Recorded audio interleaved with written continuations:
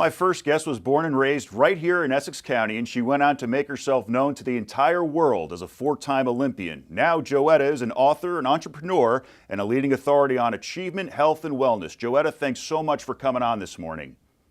Yeah, thank you for having me, Mike. I appreciate it. Oh, it's our pleasure. So, Joetta, your focus as an athlete was as a middle distance runner. Let's go back to your early days. Can you talk about when you first became interested in running? Well, I don't know if I became interested or not. My father's the late great Dr. Joe Clark, and my mother's Jetta Clark. And whenever they said do something, we did it.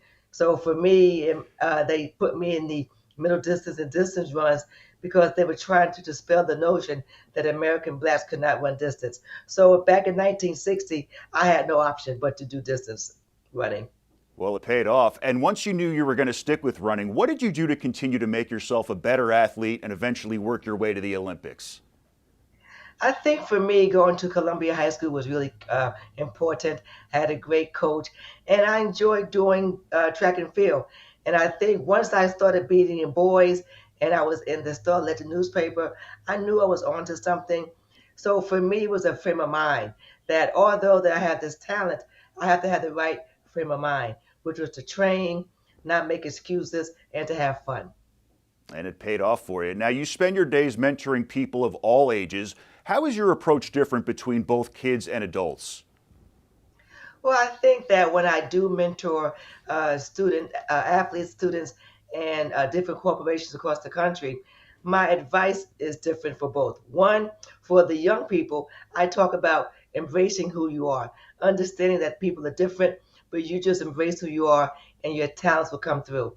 For adults, we talk about motivating, inspiring, doing the things that you did when you were younger that made you great, that made you graduate from high school, from college, and to get into the corporate sector. The one common thing I do say is that never doubt yourself. And I talk about being a champion, not an Olympic champion, but the champion of your life. And you do that by having a strong body, strong mind, and that equals a strong future. Now, how do you use, I want to elaborate on that a little bit. How do you use sports to teach people lessons in life? Well, I believe that I have a book called Joetta's P Principles in Life, Lessons Learned Through Track and Field. And I believe in my five P's: have a purpose, be prepared, be patient, get perturbed, and persevere. And in sports and in life, those are five essential characteristics that you have to have. Know your purpose, believe in your purpose, you get prepared, you have to be patient. I tried out 6 times to make the Olympic team, but I made 4. So 2 of those times I did not make. That's about being patient. You get perturbed because people say you're too old or you don't look a certain way. So you get perturbed, but you always persevere. You never give up. I believe that by the yard is hard, by the inch is a cinch. Getting perturbed is great motivation. Now, you touched on this before. Many people know your father as Dr. Joe Clark, principal of Eastside High School, played by Morgan Freeman in the 1989 movie Lean on Me. He was certainly a motivator. How big was his influence on you? Well, that's a great question, Mike. I think a lot of times people saw my father and they thought that that was just for TV, that he was on camera and that's what he was doing. But my father was very stern, very strict, very loving, and he taught us about not giving up. He taught us about even though you may look a certain way or may not have something, it doesn't mean that you're not valuable. And I think that through my parents, we learned about not giving up on yourself, about believing in yourself, about surrounding yourself with people who believe in your dreams and your vision. And they always said, with no vision, there's no victory. And victory does not mean first place all the times. It may be completing a task, but if you don't have that initial vision, there will be no victory. Absolutely. Now, I want to bring up your daughter, Talitha Diggs, because she's also a track and field star. Now, you've obviously had a big influence on her, not only in terms of running, but also work ethic. So what was your approach to guiding your daughter on a path to success? Well, I think that when we, thought about Talitha, we did not know what she was going to do, and she did not want to run track and field. Quite honestly, with aunts being Olympians, your mother's Olympian, being brought up in that space was very difficult. But the one thing we told Talitha was that you create your own path, and that this is your story. Everyone has a family, and they have a family story. Don't run away from your story. Embrace it. And that's about the legacy.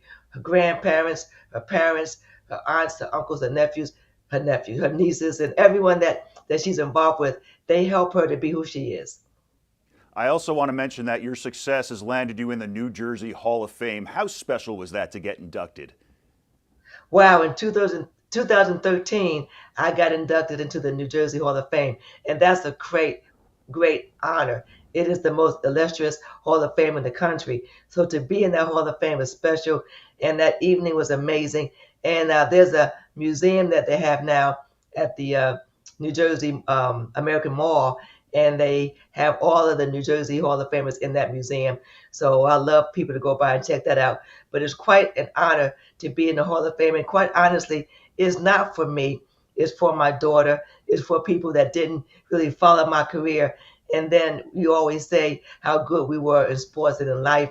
And then to have your name enshrined in the Hall of Fame is special. Amazing. Now, Joetta, last question. What's your biggest message to people who want to become motivated and live successful lives? Well, my biggest message would be to contact me as a motivational speaker to inspire, to empower you. And if for some reason you can't do that, I always say believe in yourself. Never doubt anyone and plant a garden of success. In that garden, you have your peas, and then you want to turn up for yourself, turn up for your health, and turn up to do better tomorrow than you did today. And that is the message of success. Joetta, I'm so glad we got to talk. Thanks so much for changing lives. And again, thanks so much for taking the time this morning. Thank you for having me. Head over to onnj.com for the latest news and sports anytime.